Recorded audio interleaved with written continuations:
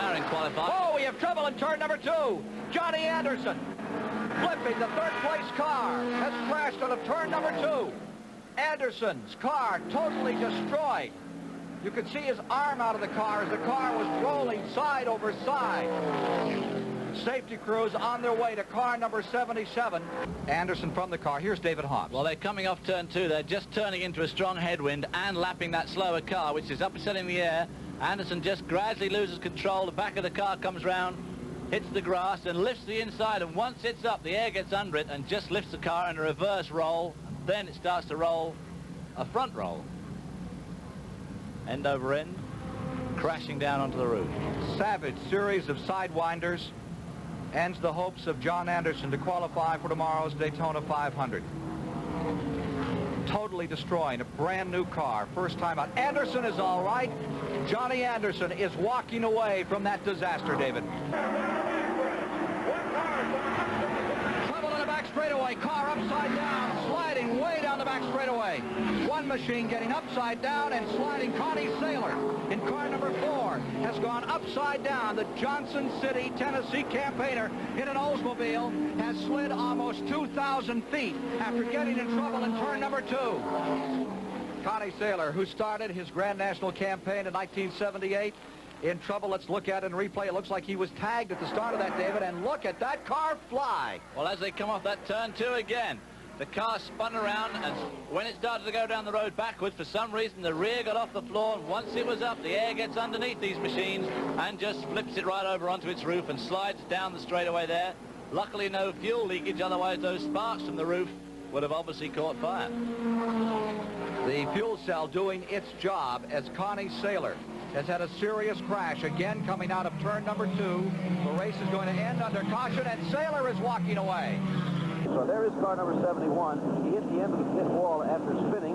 When he walked to the ambulance, Dave Marcus said to someone there, his own quote, that his ribs hurt him, and that's all. Here's the shot from inside the car, Jackie. And here you see him. He's in turn 4 at this point as we is following the action of David Marcus driving this car. Look at the car in front spinning. That's the car belonging to Tim Richmond. Look at the hand movement there of Dave Marcus trying to get out of the way. He's in the smoke now. He can't see correctly.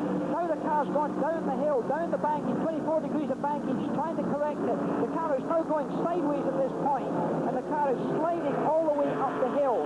There seems to be a freeze frame on our picture right now. We take this action over as we see it from our camera position high in the grandstand, and look at the impact here as it hits.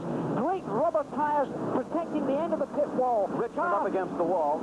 Richmond up against the wall, car number 99. The car of Dave Marcus goes upside down. Remember, these are over 3,000-pound vehicles that you're seeing tossing themselves in the air here as if they were just lightweight toys. The wall is missed there, just missed by Tim Richmond. The car stays upright, and look at the size of that great earth mover tire. Well, it was moved right out of position by the vehicle of Dave Marcus. Dave Marcus seems to be okay. He went through in Pocono, I think the 82 season.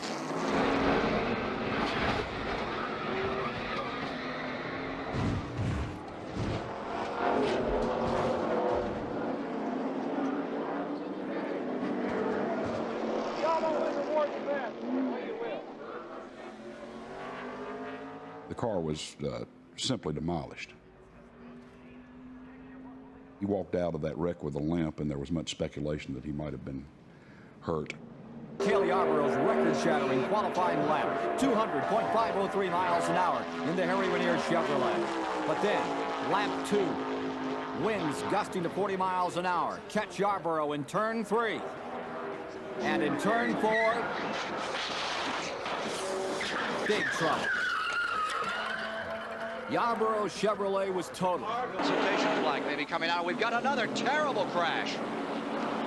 A serious crash again, and turn number 2 has claimed another victim, and there are still cars spinning and crashing. And let's look at exactly what happened here. Now there you see Wallace in the 72, Rick Bartow right behind him, and Richard Petty next. They're out of turn 2. Is there contact? Car starts to drift and go away. It may have been collected by Rick Wilson. I think he just got tagged at the back there. The windscreen pops out there. Richard Petty just misses it. Windshield comes out of the car. As it goes backwards, it lifts the back of the car up. And he's floating backwards through the air, similar to what we saw Johnny Anderson do a few years ago. And also Connie Saylor. What happens is, of course, these cars have quite a bit of rake from the front. They're much lower at the front than the back, and when it turned round and went down the road backwards, the air got under the air gets under the trunk and just lifted it up. Now from another angle, here is another angle of what happened. You can see him sliding in and getting caught and flipping backwards, upside down, and then those hard, nasty, sidewinding rolls that bite you. Well, the car just suddenly did a complete reverse roll there. It's spinning one way, then it suddenly stops and reverse spins.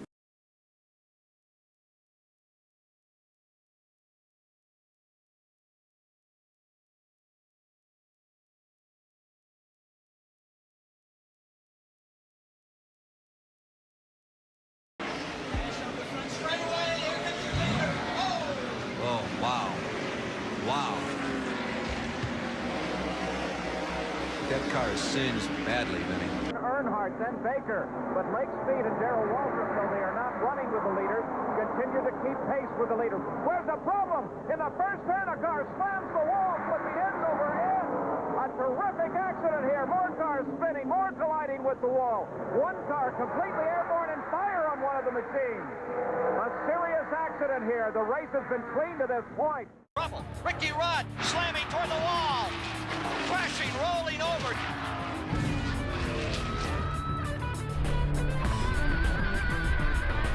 Running in a tight little pack. There wasn't a lot of cars in that race. It was like 12 cars. And I remember the guy behind me, Jody Ridley at the time, coming out of turn 4, barely nudged in the back of my, hit me in the back bumper, barely nudged me, but it did, it broke my car loose.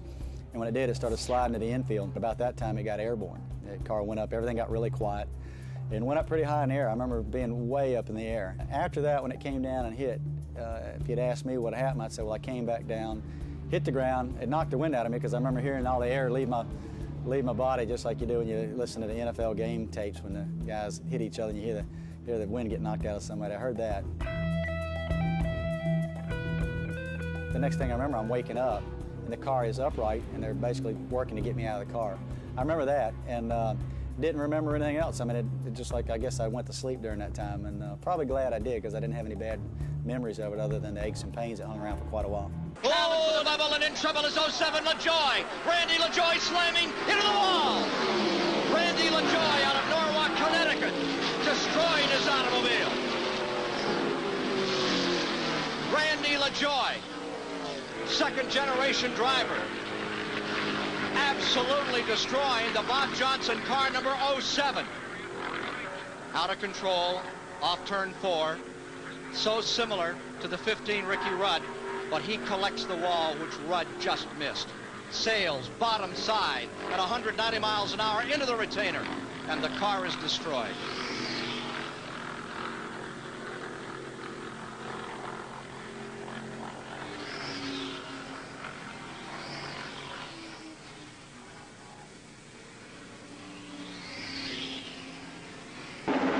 Oh, car in trouble. Here, got it. Spinning, crashing. That is the Trevor Boyce car. In big trouble out of turn number 4. That's a hard way to get a caution. That was not the way that Richard Childress wanted it. He's moving around. He's just cut the switches off. He's coming out of the car after taking a ride like that, getting out that quickly. Another indication of how well these automobiles are put together, because that was not an easy ride. Okay, he gets hooked. It looks like that's Tommy Ellis' car right behind him, and they just touch enough, and it shoots his car down to the inside. The air gets underneath the car, flips it over backwards. It hits hard on the top, scoots up the end of pit road there on the top. It hits the grassed area, flips back over, all the way over and back on the wheels and up on the side, and lands back on the wheels once again like a big bucking horse. And he's second place, just 60 points behind Terry Labonte. He needs to be out there. Trouble. On its roof, Jerry Bowman's Ford. Lake Speed spins around coming down the backstretch, and he pounds into the wall. And Slive just misses Bowman's car. Daytona in February, when Phil Barkdahl sailed through that tri-oval, track precautions more than did their job. For a few laps. And then this horrifying looking accident. Phil Barkdahl from the Midwest in the Helen Ray special getting upside down in the tri-oval, almost going in its stands, as a matter of fact, at one point. Some anxious moments, and then Phil climbs out, waved to the crowd. As a matter of fact, he felt so good he even helped pick up some of the debris just a few minutes later. This incident in turns 3 and 4.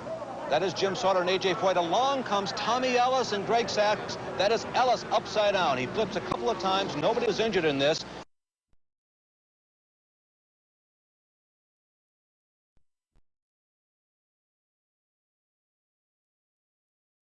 They've got Bobby Allison posted as winning the race right now. I thought so, Keith. I thought he was only one lap down. Well, that's a complete redo, Mike. That has to be a redo right there. Look. Car number 90 turning and flipping, going into the wall, and that takes out at least 3 other cars. He looked like a tire might have blown as they came down for the finish line, and Ken Schrader's automobile gets sideways and turns over and comes sliding on its top. Here's the accident from the camera inside. I think he just blew a tire. No, he got together with somebody. He didn't have a tire down until after he... That's upside down, buddy.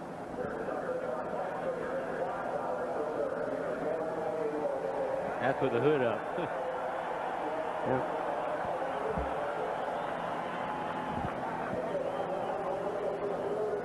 See there?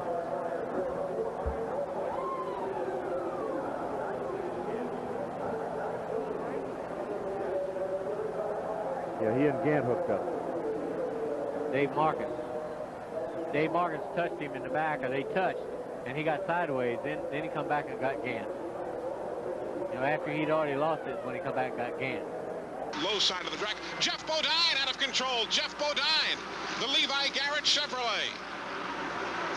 Jeff Bodine with a wild ride. He's on. Well, now the car rates itself very quickly, but Jeff Bodine, the car was running in and amongst some slower cars. Jeffrey quickly jumps out, as you see. He seems to be no worse for the wear. A couple of flames, Jerry, shooting out from beneath the hood, and we are under caution.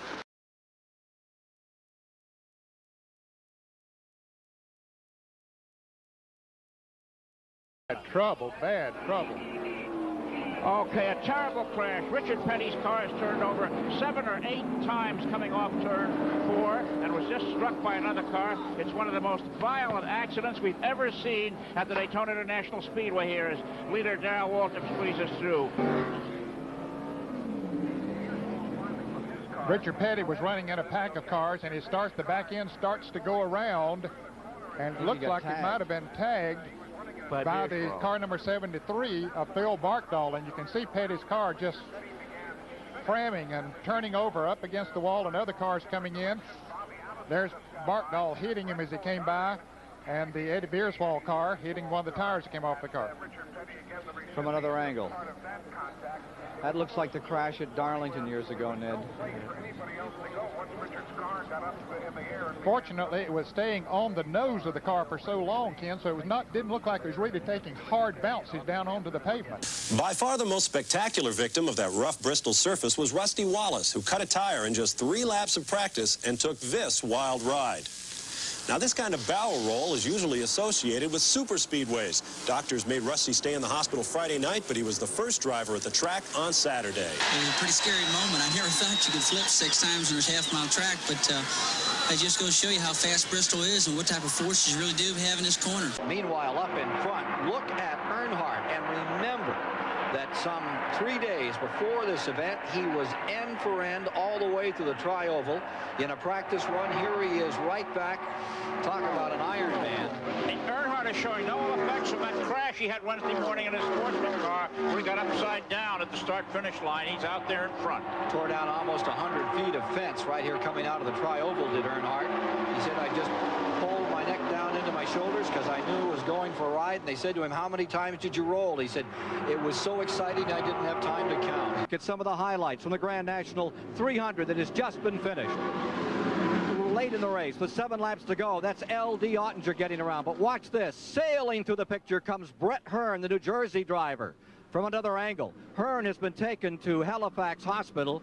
for x-rays of a potential ankle injury. Turn 2, back straightaway.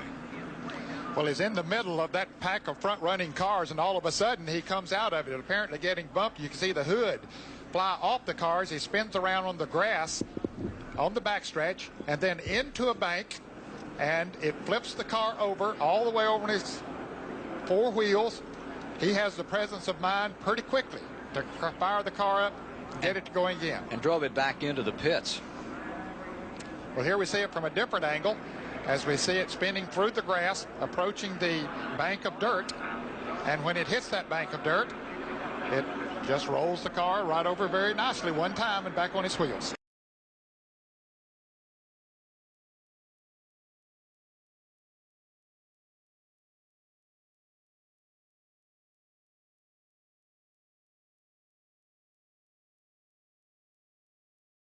Bill Elliott, but notice Mark Martin, who pulls out, then stops. He must have known something was wrong.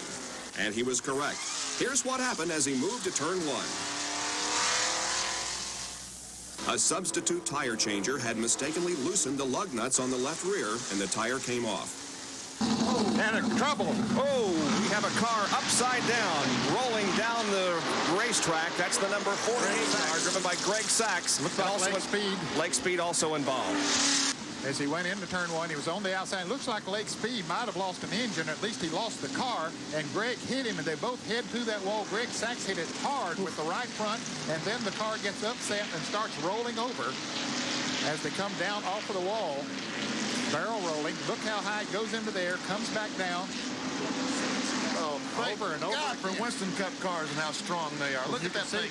You can see the fire, Danny, under the hood of the car, and then it rests back on the top. And as we saw, then Greg Sachs was able to crawl out of there. Yeah, I think they did touch a little bit there going into turn 1. Oh, and Lake Speed is on the roof. Flipping down the backstretch. The car rolling over several times. Dave Marcus involved in it. Looked like Jimmy Spencer's car was involved. Here comes Hutch Strickland spinning around. Jimmy Means in the back of the pack got by. He'll pick up a bunch of positions. Lake Speed's car apparently hit the outside wall and just started tumbling down the racetrack. Well, it looked like Lake Speed was trying to shoot up through the middle there as they were drafting for position, and perhaps got tapped by Sterling Marlin in the blue car behind and shot him into the wall. The car started going over and over, and you can see the car's trying to move around him. There's Dave Marcus, hit him hard. Here's Jimmy Spencer. It looked like down on the inside. He got in on it. And here comes Hutch Strickland in the car number 57 sliding out through there.